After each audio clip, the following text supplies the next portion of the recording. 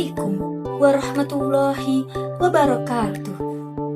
Alhamdulillahirabbil alamin. Puji syukur kita panjatkan kehadirat Allah Subhanahu wa taala, karena atas rahmat dan karunia-Nya kita masih diberi kesehatan sampai saat ini. Sholawat serta salam semoga selalu tercurah kepada junjungan kita Nabi Muhammadin Sallallahu Alaihi Wasallam, kepada keluarga, sahabat, dan kita semua sebagai umatnya. Amin ya rabbal alamin. Yang saya hormati Bapak Ibu dosen serta teman-teman yang saya banggakan, perkenalkan, saya Niken Sofia Zahra. Pada kesempatan kali ini saya akan menyampaikan pidato dengan tema pentingnya membaca untuk anak.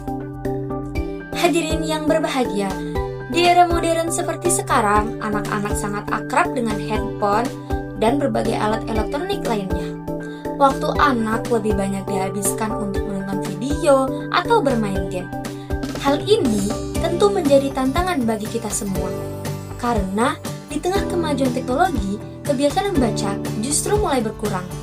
Padahal, membaca memiliki peran yang sangat penting dalam perkembangan anak. Membaca bukan hanya sekedar mengenal huruf dan kata, tetapi juga membuka wawasan dan cara berpikir anak.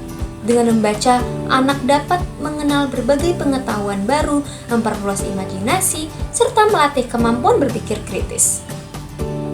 Anak yang gemar membaca biasanya memiliki kosakata yang lebih banyak dan lebih mudah memahami pelajaran di sekolah. Sebagai contoh, anak yang terbiasa membaca buku cerita akan lebih cepat memahami isi bacaan, mampu menceritakan kembali apa yang dibacanya, dan lebih percaya diri saat berbicara di depan orang lain.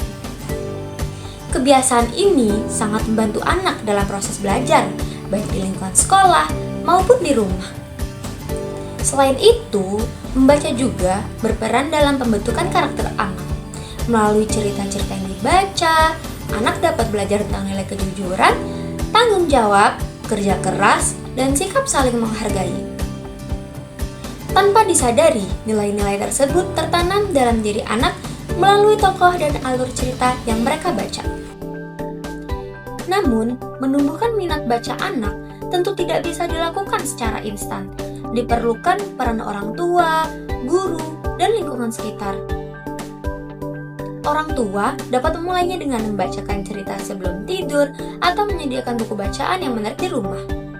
Guru juga dapat mengajak siswa membaca bersama di kelas, lalu mendiskusikan isi bacaan dengan cara yang menyenangkan. Hadirin sekalian, jika kebiasaan membaca ditanam sejak dini, anak akan tumbuh menjadi pribadi yang gemar membaca dan siap menghadapi masa depan. Membaca adalah investasi jangka panjang yang manfaatnya akan dirasakan sepanjang hidup. Sebagai penutup, mari kita bersama-sama membiasakan anak untuk membaca, dimulai dari hal-hal sederhana di lingkungan terdekat. Jadikan membaca sebagai kebutuhan, bukan paksaan. Sebagai penutup pidato ini, izinkan saya menyampaikan pantun. Pergi ke taman, memetik melati. Melati putih, harum baunya. Rajin membaca, sejak usia dini, anak cerdas cerah masa depannya. Demikian pidato yang dapat saya sampaikan.